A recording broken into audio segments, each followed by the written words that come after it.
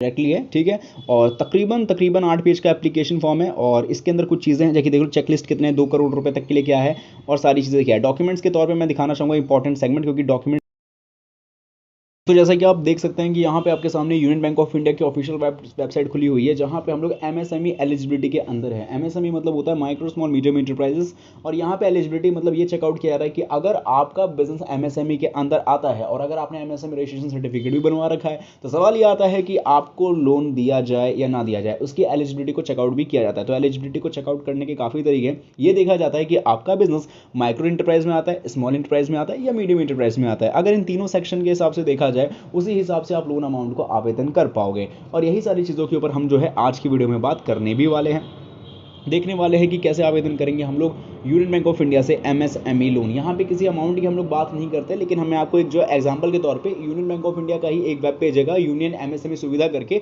वहाँ पे कुछ जानकारी दे दूंगा। बाकी एलिजिबिलिटी के लिए इसी पेज पे हम लोग आएंगे। तो मैं आशा करूंगा ये वीडियो आपको पसंद आए और सारी जानकारी देंगे कि एमएसएमई लोन लेने की पूरी प्रक्रिया क्या हो सकती है एप्लीकेशन फॉर्म के माध्यम से, और यूनियन बैंक ऑफ इंडिया से एमएसएमई लोन लिया किस तरीके से जा सकता है। अगर आपको ये वीडियो पसंद आती है तो वीडियो को अभी से लाइक कर सकते हैं, शेयर कर सकते हैं, फोन चैनल को सब्सक्राइब भी कर सकते हैं ऐसी वीडियोस को देखते रहने के लिए। और साथ ही में कमेंट बॉक्स में लिख के बताना है कि आप लोग किस जगह से वीडियो वॉच कर रहे हो और यूनियन बैंक ऑफ इंडिया में आपको कोई खाता है या नहीं है। शुरू करते हैं वीडियो को। और स्टेप्स प्रोसेस की बात करें तो भैया ये वीडियो है, जस्ट नीचे आपको टाइटल मिलेगा, टाइटल पे क्लिक करना है। क्लिक करने के साथ ही आपका डिस्क्रिप्शन बॉक्स ओपन होगा। डिस्क्रिप्शन बॉक्स के अंदर आपको मिलेगी वेबसाइट लिंक, जिस पर सिंपली करना है क्लिक।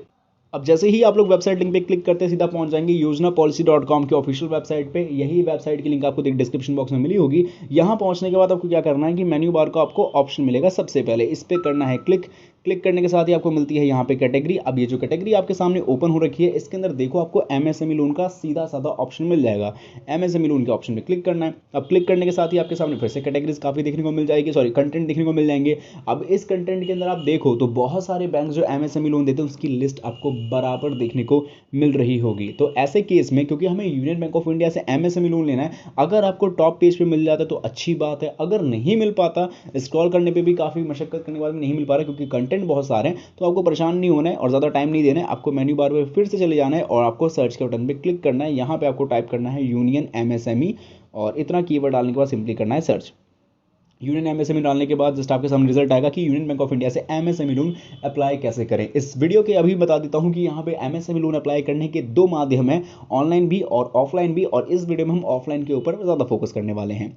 सबसे पहले आपको क्या करना है कि आपको जो कॉन्टेंट देखने को मिल रहा है आर्टिकल, इस पर क्लिक करना है। तो आर्टिकल आपका यानी कॉन्टेंट एक्सपांड हो जाएगा। अब क्योंकि कॉन्टेंट खुल चुका है, तो यहाँ पे बारी आती है चीज़ों को समझने की। जो भी जानकारी यहाँ पे दी जा रही है ना, इस जानकारी को आप हिंदी में भी पढ़ सकते हो। और सिर्फ हिंदी नहीं, बहुत सारे ऐसे लोग जो अपनी क्षेत्रीय भाषाओं में कोई चीज़ को लिखते हैं, पढ़ते हैं और मोर ओवर देन हिंदी या इंग्लिश से ज़्यादा समझते हैं। तो ऐसे केस में आप अपनी ही भाषा में चीज़ों को समझ सकते हो, चीज़ों को ट्रांसलेट करके, तो ईजी रहेगा। यहाँ पे लोन लेना है नहीं लेना है वो आपकी सेकेंडरी चॉइस होनी चाहिए, बट इन्फॉर्मेशन लेनी है ये प्राइमरी चॉइस है।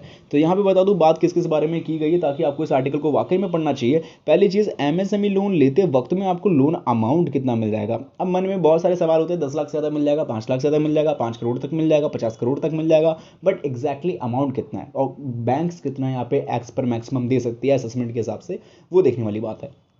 दूसरी चीज़ आती है एलिजिबिलिटी क्राइटेरिया की। भैया कौन कौन एलिजिबल है, क्योंकि एलिजिबल ही नहीं होगा तो लोन भी नहीं मिलेगा। तो ये चीज़ भी आपको आर्टिकल में पता चलती है। साथ ही में पता चलता है डॉक्यूमेंट्स का सेक्शन। भाई आप एलिजिबल भी हो, आपका सब कुछ तैयार है, डॉक्यूमेंट्स भी तो होनी चाहिए ना, डॉक्यूमेंट्स दिखाना पड़ेगा और यही सारी चीज़ के साथ में एप्लीकेशन फॉर्म में अटैच करना पड़ेगा। तो यही सारी चीज़ की जानकारी इस आर्टिकल में है। रेट ऑफ इंटरेस्ट हो गया, कब तक लोन चुकाओगे, रीपेमेंट की बात, कोई सब्सिडी वब्सिडी का सिस्टम है कि नहीं है, इन सभी चीज़ों की बात भी आर्टिकल में की गई है। तो मैं आशा करूँगा कि आप इस आर्टिकल को पूरा एंड तक पढ़ें। इसके बाद आपको जो विजिट का लिंक मिलता है ना, क्लिक करना है इस पे क्लिक। सीधा ये लिंक एक्चुअली में जो सीधा रिडायरेक्ट करेगा आपको यूनियन बैंक ऑफ इंडिया के एमएसएमई सुविधा के ऑफिशियल वेब पेज पे। अब यहाँ पे लाने का मेरा साफ मकसद यही है कि कुछ और पैरामीटर्स, कुछ और डिटेल्स को थोड़ा सा बताया जाए ताकि आप लोगों के सामने चीज़ें क्लियर हो जाए। तो यहाँ पे हम देखेंगे एलिजिबिलिटी का सेक्शन मिल रहा है। तो बता दूं कौन कौन से लोग एलिजिबिलिटी, हालांकि एलिजिबिलिटी का सेक्शन यहाँ पे लिखा हुआ है, लेकिन मैं आपको थोड़ा सा और बड़ा बता के एलिजिबिलिटी का सेक्शन थोड़ा सा लंबा करूंगा, ताकि क्योंकि योग्यता पता चलने में कोई दिक्कत ना होने पाए। शुरुआत करते हैं पर्पस से। तो देखो साफ है, need based working capital, fund based, non fund based requirement for business activity उनके लिए है, ठीक है। वर्किंग कैपिटल में जो नीड बेस्ड जितना भी चाहिए जरूरत के हिसाब से। टर्म लोन जो on business users under purchase, construction, renovation, business premises, factory, office, shop, godown, plant, इन सब के लिए भी है। परचेज ऑफ इक्विपमेंट जैसे कि computer, air conditioner, furnitures, fixtures and other features asset like commercial vehicles वो भी है। बट अगर आप जो है किसी तरीके का जो है मतलब कि अगर जो आपको पैसा मिलता है उसको आप पर्सनल एक्सपेंस के लिए इस्तेमाल नहीं कर सकते हो, ठीक है, इस बात का ध्यान रखना। पर्सनल एक्सपेंस मतलब खुद के खर्चों के लिए, क्योंकि आपको ये लोन एज अ बिजनेस के लिए मिल रहा है तो बिजनेस के लिए ही इस्तेमाल करें। फैसिलिटी यहाँ तक हम बात करते हैं तो यहाँ पे साफ है कि term loan and working capital fund based and non fund based होगा। बाकी working capital facility in the form of secure overdraft होगा, तो एमएससी सर्विसेज जैसे ये सारी चीज़ें हैं और ये सारी मैंने बता रखी है। तो यहाँ पे लिखा गया है कि 5 crore for manufacturing and trading account are not to be consider for OD facility, ठीक है, with a maximum limit of 5 crore.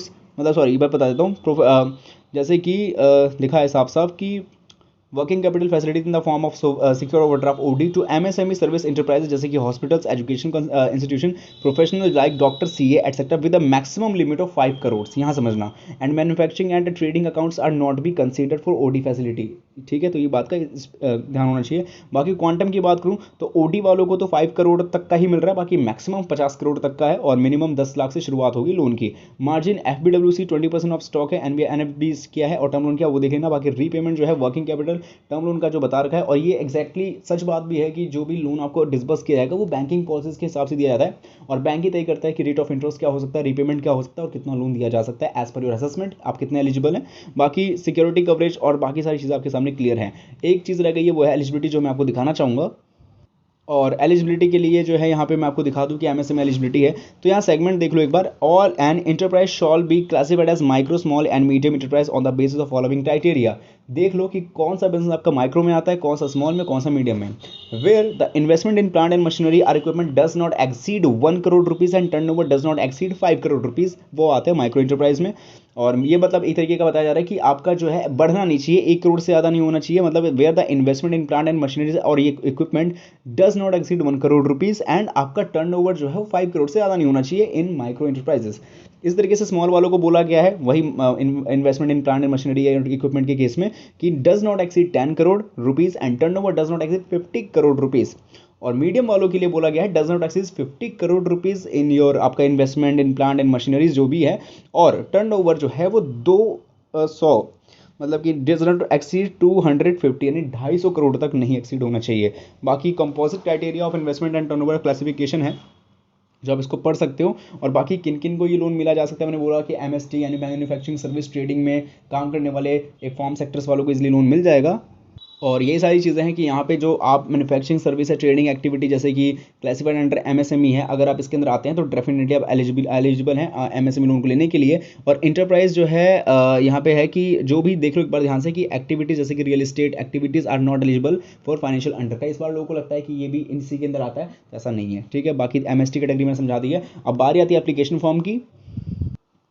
तो जहाँ तक बात करते हैं हम लोग एप्लीकेशन फॉर्म की, तो ये आपको मिल जाएगा application form for MSMEs directly है, ठीक है।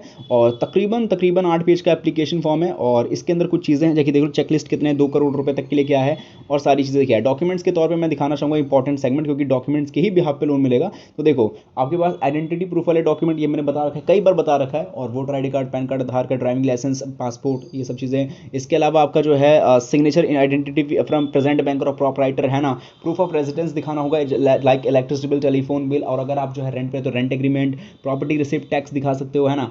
और प्रूफ ऑफ बिजनेस एड्रेस के तौर पे आप दिखा सकते हो कि वही सारे बिल वगैरह, है ना, म्यूनिसिपल कॉर्पोरेशन की तरफ से हामी, लास्ट 3 ईयर की बैलेंस शीट वगैरह। जितना लोन चाहिए ना उतना आप किस चीज़ के लिए इस्तेमाल करने वाले हो, जैसे मान लो टर्म लोन के तौर पर इस्तेमाल करने वाले हो तो टर्म लोन के लिए आपको यहाँ पे बताना पड़ेगा, और अगर आप जो है वर्किंग कैपिटल के लिए इस्तेमाल करना चाहते हो तो वर्किंग कैपिटल के लिए भी आपको बताना पड़ सकता है। यहाँ पे जो है फॉर्म को भरते समय आपको टिक भी करना पड़ेगा कि आपने इन सारे डॉक्यूमेंट्स को यहाँ पे अटैच किया है या नहीं किया है, तो इसलिए डॉक्यूमेंट्स का सेक्शन ध्यान से भरना। इस फॉर्म को कंप्लीटली भरना बहुत ज़्यादा आसान है, क्योंकि नेम ऑफ द एंटरप्राइज से शुरू करना है, आपको कंपनी नाम वगैरह डालना है, पर ध्यान रखना कि सब कुछ डॉक्यूमेंट्स के बिहाफ पे ही होना चाहिए और सब कुछ ईजी है। इस फॉर्म को भरो, डॉक्यूमेंट्स को अटैच करो, फोटोग्राफ भी अटैच करो। आपके साथ में और भी लोग अगर प्रॉपराइटर्स, मान लो प्रॉपराइटर्स या पार्टनर्स काम करते हैं तो शायद इनके भी फोटोग्राफ आपको अटैच करने पड़ेंगे। जैसे कि देख सकते हैं हम लोग यहाँ पे कि चीज़ें लिखी गई हैं, जैसे लिखा है कि आपके application form, passport size photograph, ठीक है, एंड हाँ यही है। बाकी अगर आपके प्रॉपराइटर्स में भी है, क्योंकि यहाँ पे अगर लिस्ट होगी नेम ऑफ द प्रॉपराइटर्स की तो आपको उसके भी डॉक्यूमेंट्स को अटैच करना पड़ सकता है। तो नेम ऑफ द हाँ उसके भी आपको डॉक्यूमेंट्स को अटैच करना पड़ेगा, और